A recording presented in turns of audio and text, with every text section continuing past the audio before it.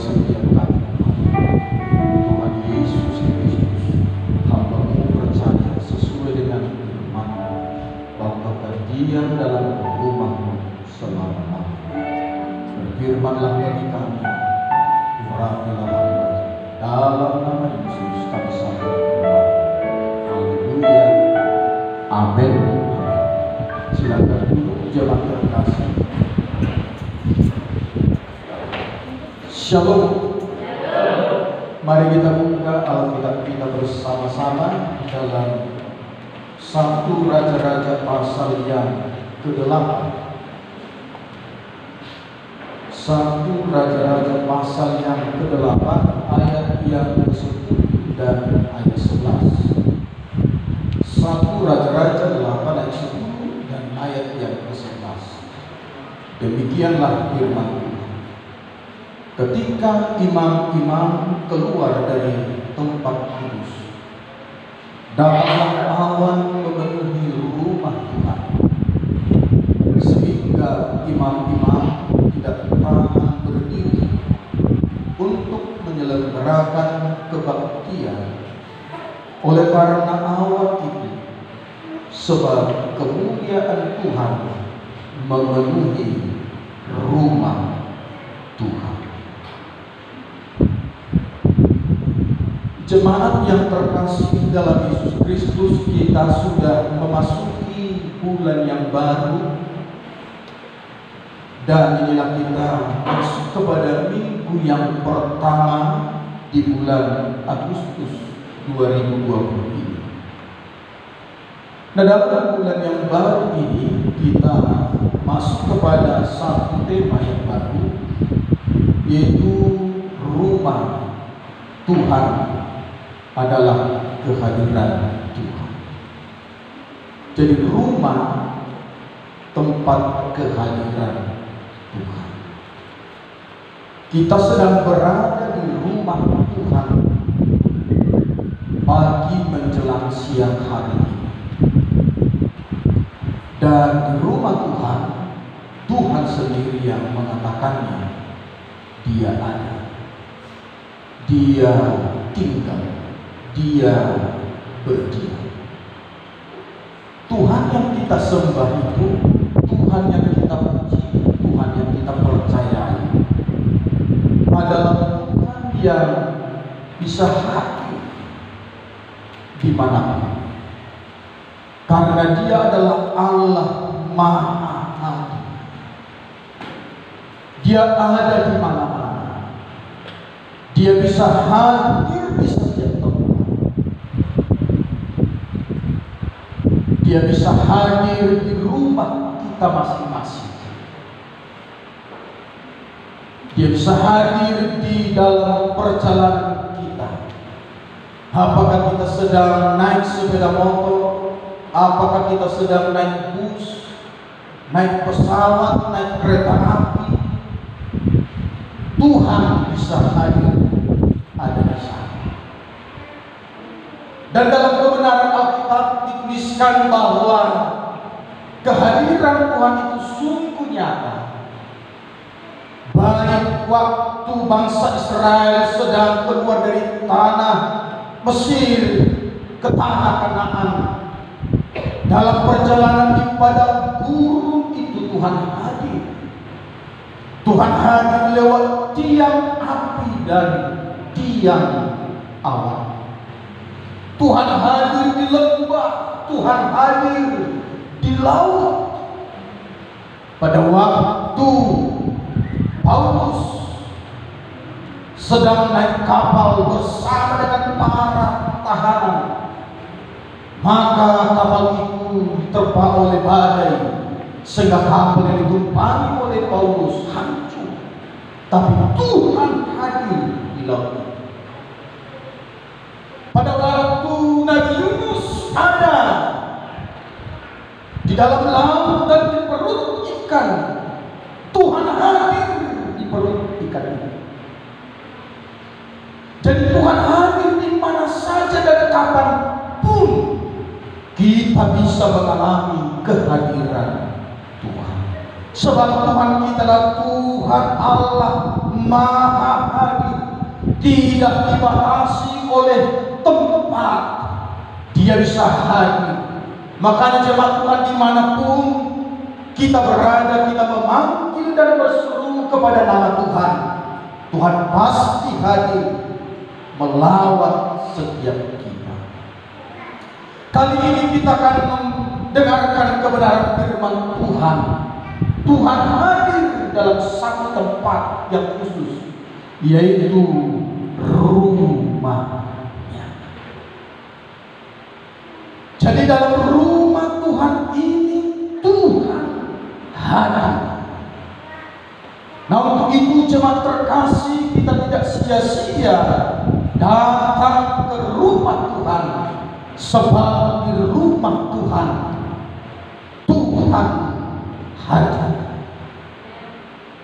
Nah, untuk itu jemaat terkasih, kita pastikan kita akan mengalami kehadiran Tuhan, bukan hanya di tempat lain, tetapi secara khusus, secara istimewa, secara spesial, kita mengalami kehadiran Tuhan di rumahnya ini.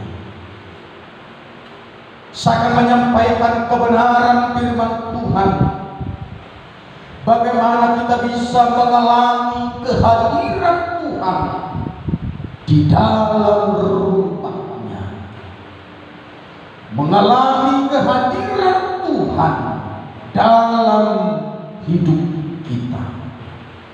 Kita belajar dari ayat kebenaran firman Tuhan yang baru saya bacakan tadi, dalam 1 Raja-Raja pasal yang ke-8 ini, di mana dikatakan Tuhan hadir dalam rumahnya. Untuk itu saudara terkasih, sebelumnya saya akan baca dalam 1 Raja-Raja 9 ayat yang ketiga, bagaimana Tuhan sendiri menyatakan bahwa tempat kehadirannya secara khusus ada dalam rumahnya. 1 Raja-Raja 9 ayat 3, firman Tuhan kepadanya, telah kudengar doa dan permohonanmu yang kau sampaikan ke hadapanku.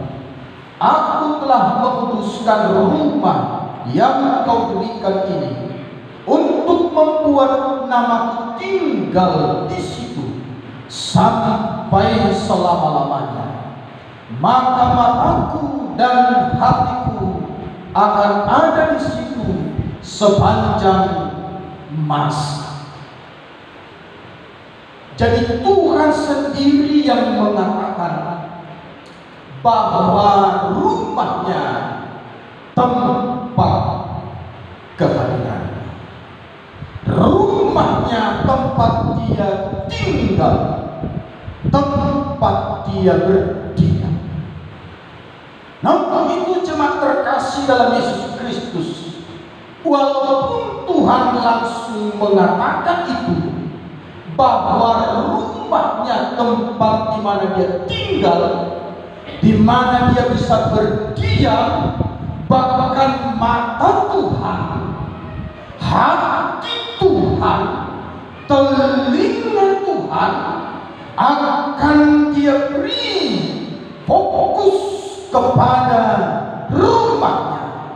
Matanya melihat, telinganya mendengar setiap doa dan permohonan kita, dan hatinya ada pada rumahnya. Itu hal yang biasa dan umum jemaat Tuhan. Saya yakin semewah-mewahnya rumah yang mungkin kita masuki atau singgahi, walaupun rumah kita sangat sederhana, tapi tetap hati kita, pikiran kita selalu ke rumah kita. Apalagi kalau usianya sudah semakin tua jemaat Tuhan. Saya tidak tahu apakah ini sebagian bagi orang-orang tua yang sudah lanjut usia.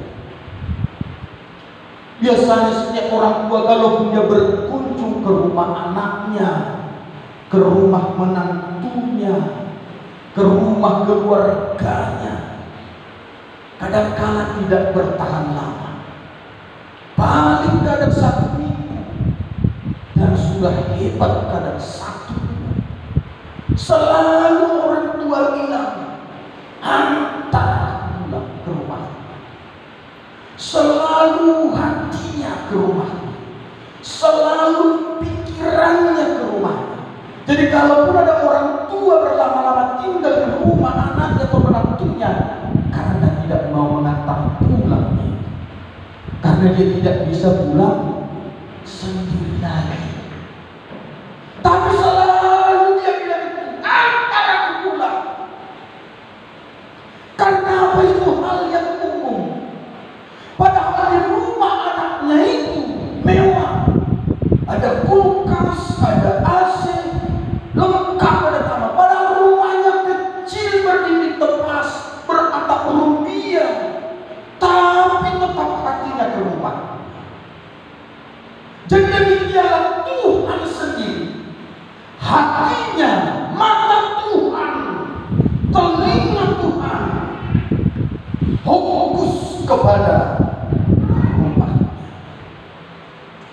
Namun itu jemaat terkasih dalam Yesus Kristus, sekalipun Tuhan mengatakan bahwa Dia yang tinggal, mata hatiku, telingaku ada pada rumahku, tidak langsung otomatis seluruh umat Tuhan yang datang ke rumah Tuhan langsung secara otomatis merasakan kehadiran Tuhan, merasakan perjumpaan langsung dengan Tuhan, tidak secara otomatis.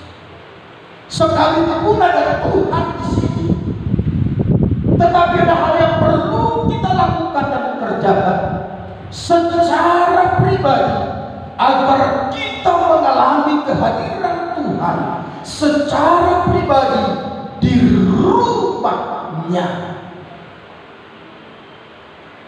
Ada hal yang perlu kita lakukan dan perbuat yang harus dilihat oleh Tuhan. Sebab tadi dikatakan mata. Jadi setiap orang akan dilihat oleh Tuhan yang datang ke rumah Tuhan.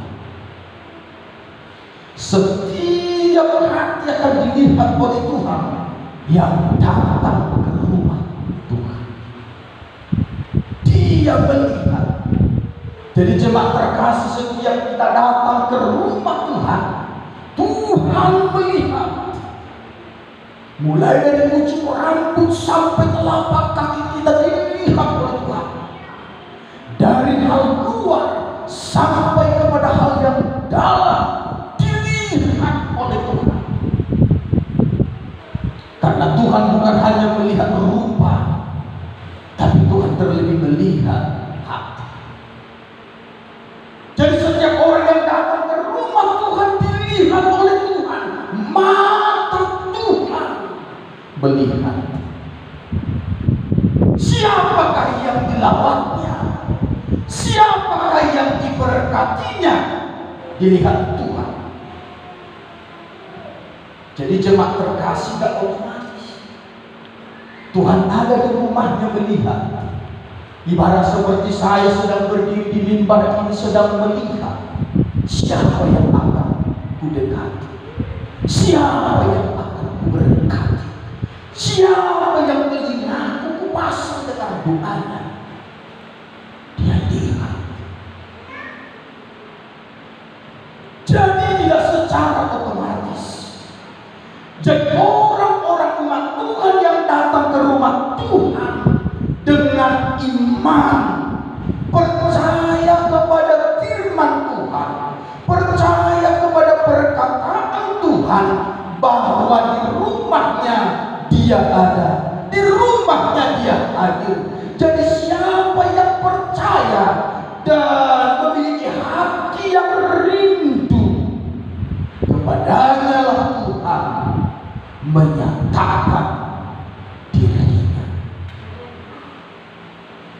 Amin. Amin. Jadi kalau kita nggak percaya perkataan Tuhan ini, jadi dari rumah kita, di dalam hati dan pikiran kita ini semua harus untuk Tuhan. Karena Tuhan tidak pernah berdusta, Tuhan tidak pernah berbohong. Dia sudah berkata, aku akan diam di rumah, mataku, telinga, hatiku ada di rumah. Tuhan tidak berdusta, Tuhan tidak berbohong. Dia ada di sini, Dia ada di sini. Maka tidaklah orang sia-sia dan rugi kalau datang ke rumah Tuhan. Tapi orang yang merasa rugi datang ke rumah Tuhan adalah orang-orang yang tidak ketemu Tuhan di rumah Tuhan.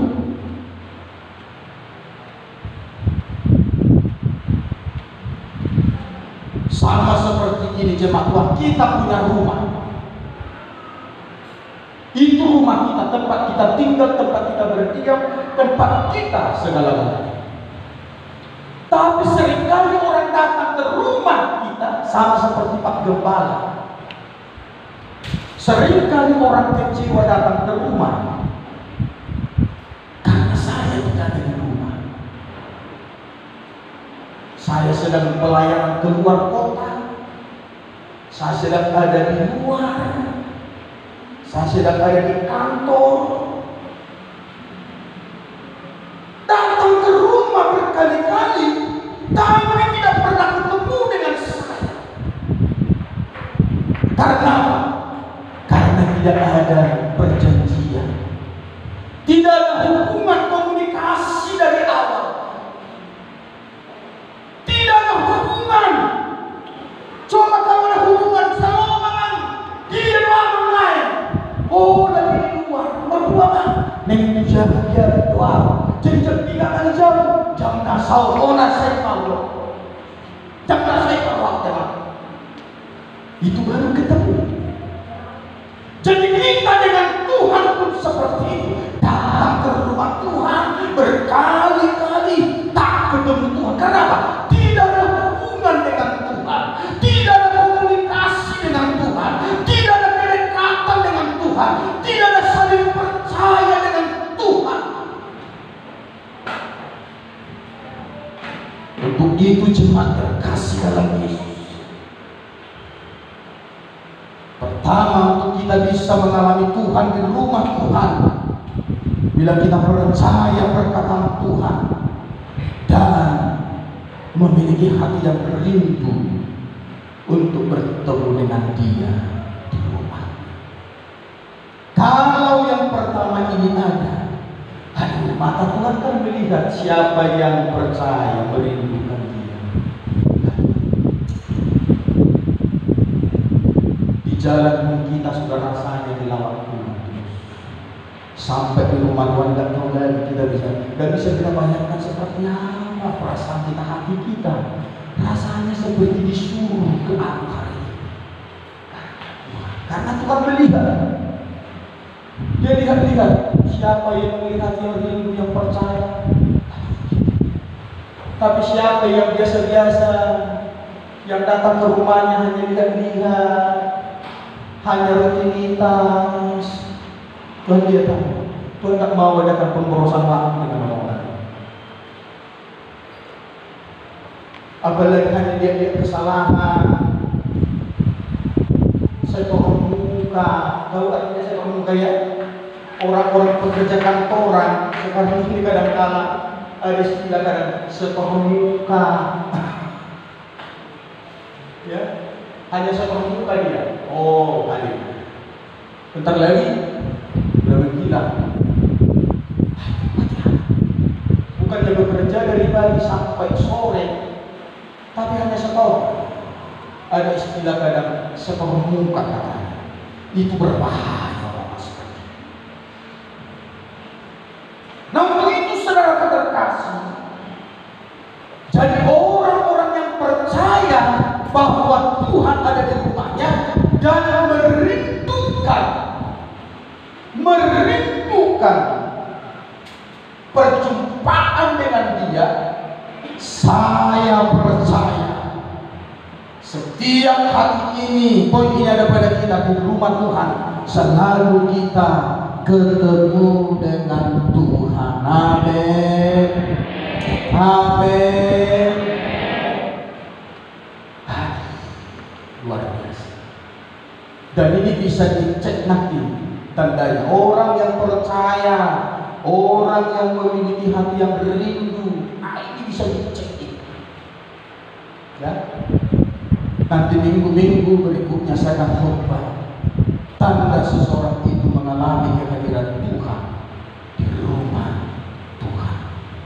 Jadi yang pertama, percaya dan merindukan.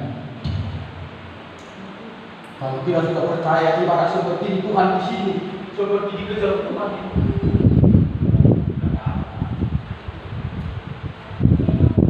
Makanya tak heran begitu sampai kita di rumah Tuhan.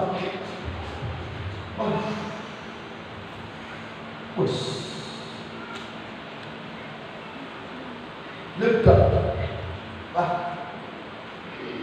Orang kamu bilang latar katakan tanya bagaimana? Apa yang maksudnya? Apa yang orang kata? Latar katakan katanya apa? Latar dok PD. Latar dok PD. Padahal banyak orang bilang dia pergi ke rumah masjid Islam. Kemudian akan merasakan.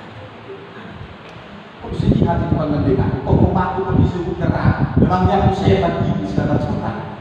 Pokoknya rumah Tuhan, namanya rumah Tuhan. Coba tanya dulu rumah Pak Ari, siapa yang tinggal di rumahnya? Pak Ari, Pak Ari, siapa lagi? Si Ari dan adik-adiknya. Tak mungkin Pak Hero, tak mungkin. Paling hanya bertanda. Nah, kalau bertanda, iya. Kalau tinggal, kalau Pak Hero pun bisa mulai Pak Hero. Semua kita tak penuh. Ya, Tuhan itu senang. Bahagia tinggal di selalu di rumahnya. Kitanya sekarang kok nggak ketemu ya sama Tuhan? Di mana salah? Itu tadi kita datang harus percaya dan merindukan. Yang kedua, bagaimana supaya kita mengalami kehadiran Tuhan secara pribadi di rumahnya? Yang kedua, kita harus datang ke rumah Tuhan dengan hati yang kudus, tulus, hidup benar di hadapan.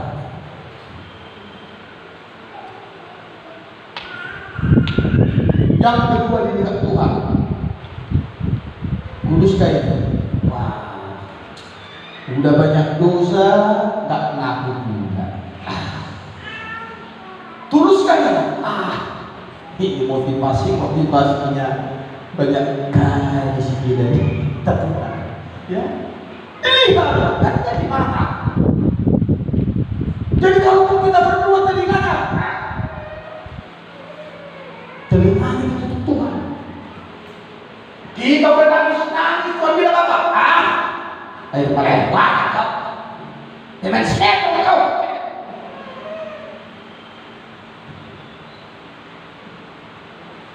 Nangis kita, tapi Tuhan bilang, jangan senang kau. Nangis kau gara-gara matinya anjing tadi.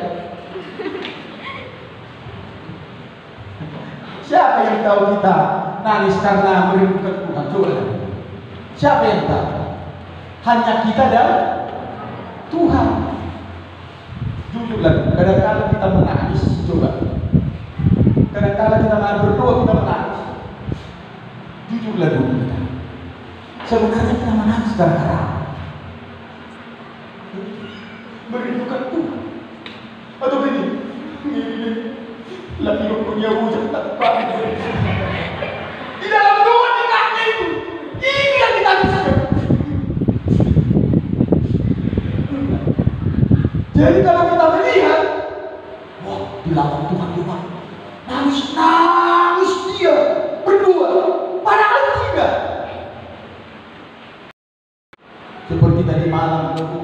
bela nangis-nangis. Aku pikir nangis-nangis karena berdua. Kenapa banyak kalian kata aku? Sakit kali aku ini. Ayonya! Kau ini. Kau tutup matamu nangis-nangis. Rupanya karena sakit kali Nazarin. Sini Bapak kusuk. Enggak Pak, sakit kali. Dan baik akan itu. Aku saya berpikir hebat jalan buruk ini. Tutup mata dan nangis-nangis. Jadi saudaraku terkasih, Tuhan tahu hati kita. Yang tahu hati kita hanya kita dan Tuhan. Jadi siapa yang datang dengan hati yang tulus, dengan hidup yang bersih, kudus, benar, maka hanya jemaat Tuhan sekalipun tadi kita datang dari rumah membawa dosa, ada pelanggaran kesalahan yang kita lakukan, tapi begitu kita tiba di rumah Tuhan kita langsung berdoa, Tuhan, sesungguhnya aku tak layak dan tak pantas datang ke rumah ini karena aku orang berdosa, kudus kata Tuhan. Kalau ada hati seperti itu, Tuhan itu penuh dengan pengampunan, maha kasih, langsung layak dan pantaslah kita mengalami hadirat. Hanya ada satu lagu kita, siapa boleh naik ke gunung Tuhan, siapa boleh datang menyembah Dia, hanya orang-orang yang tulus hatinya dan rindu menyembah namanya. Jadi hanya orang-orang yang tulus. Saya akan baca sebuah kebenaran firman Tuhan dalam Ibrani. Bagaimana Rasul Paulus menyampaikan kepada umat Tuhan di Ibrani 10 ayat 22. Karena itu marilah kita menghadap Allah dengan hati yang tulus ikhlas dan keyakinan iman yang teguh. Oleh karena hati kita telah dibersihkan dari hati nurani yang jahat dan tubuh kita telah dibasuh dengan air yang murni. Jadi harus tulus. Tidak ada boleh hal-hal yang kotor, yang najis kita simpan dalam hidup kita. Kita harus bersih karena Tuhan yang akan kita hampiri adalah Tuhan yang kudus, Tuhan yang suci, Tuhan yang benar, yang terang, yang ketiga. Untuk kita mengalami kehadiran Tuhan dalam rumah Tuhan sampai dengan percaya dan rasa rindu. Yang kedua dengan hati yang bersih, tulus, hati yang benar. Yang ketiga dengan berkorban. Jadi harus ada jiwa yang berkorban menghadap Tuhan, tak panah, menghadap Tuhan tak murahan,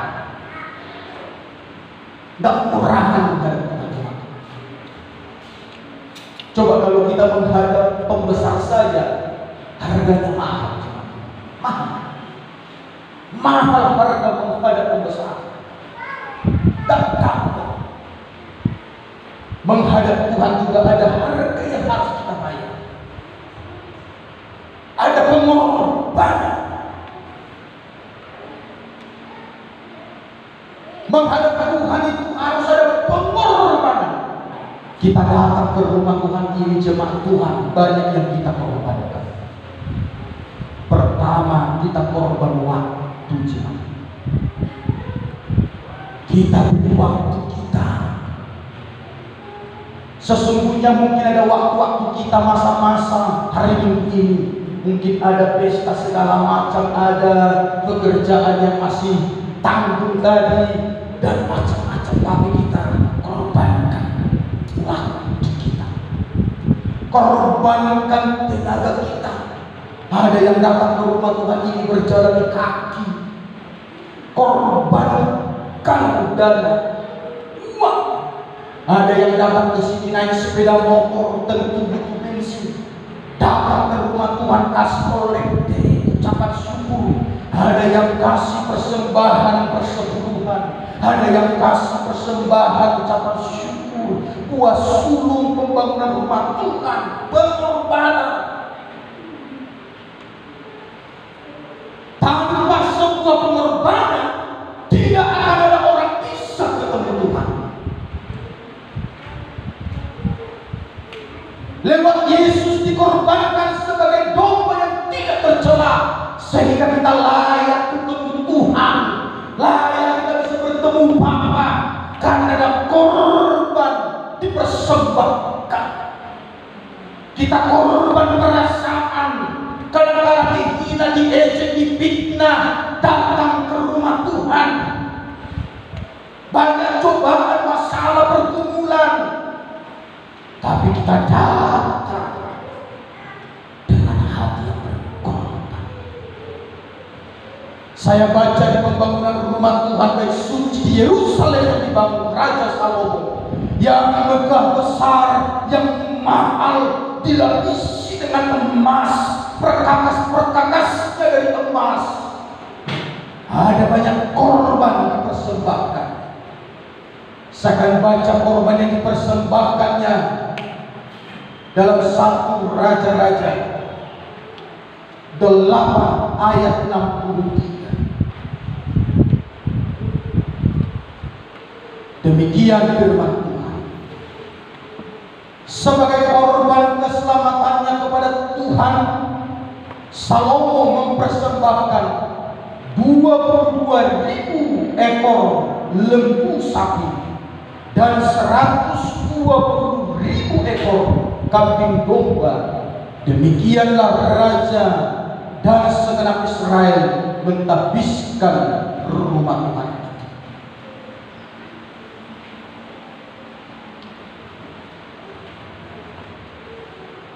Berapa jemaat Tuhan dikorbankan? 22.000 sapi. Baru 2 hari yang lalu ya, kita ya, saudara kita, tetangga kita yang beragama Muslim sedang memperingati hari ini dulu ada yang korban. Banyak sapi dikorban. Untuk dikorbankan sapi kepada Tuhan, pada zaman orang Israel, syaratnya ada banyak. Sapi itu harus gemuk, mok-mok. Kedua, harus besar. Ketiga, tidak boleh ada cacat. Jadi tidak boleh sembarangan. Bukan asal sapi. Sapi kurus, kurulen, kecil, nggak bisa. Bayangkan itu. Jadi satu sapi pada zaman sekarang ini bisa 30 juta. 22.000 kali 30 juta berapa? Aduh, 600 miliar ya. 600 miliar, sekitar 680 miliar. Kambing domba tadi 120.000 ekor. Tak usah mahal-mahal, 1 juta 1 ekor. 120.000 kali 1 juta, 120 miliar. Bayangkan itu sekali berkorban, bukan korban selamat, sekali berkorban. Salomo berkorban hampir 1 triliun.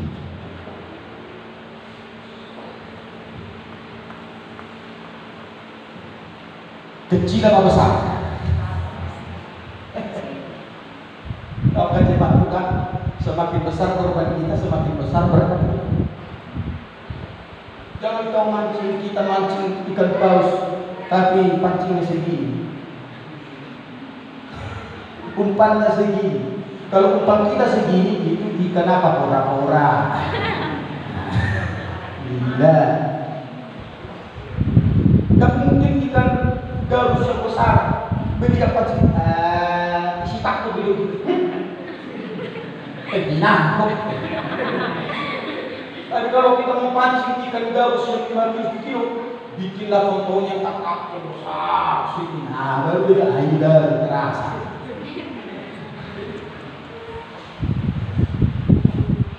Jadi Salomo mempersembahkannya itu hampir berapa tadi? Hampir 1 dengan 1 triliun ini ya kita udah langsung tentu aja. Banyak. Apakah Raja Salomo makin susah makin miskin? Dialah raja yang paling kaya dan sampai sekarang tidak ada raja sekaya dan sehebat Raja Salomo. Itu sekali persembahan, bukan sekali selamanya. Hanya sekali itu. Kalau kita catat lagi, jemaat yang terkasih, semakin besar pengorbanan kita datang ke rumah Tuhan, semakin besar berkatnya. Saya percaya jemaat yang datang ke rumah Tuhan ini dengan berjalan kaki jauh, saya pastikan pasti diberkati. Saya selalu katakan dulu, siapa yang di sini waktu di pasar 9, jemaat yang baru jauh datang jalan kaki, Pak Yuko. Saya berkata aman diberkati. Makanya tak heran Tuhan tempatkan di dekat rumahnya rumah Tuhan ini. Itu salah satu berkat. Jadi saudara, semakin besar harga yang kita bayar, semakin besar Tuhan memberi perhatian khusus, pertolongan khusus, berkat khusus.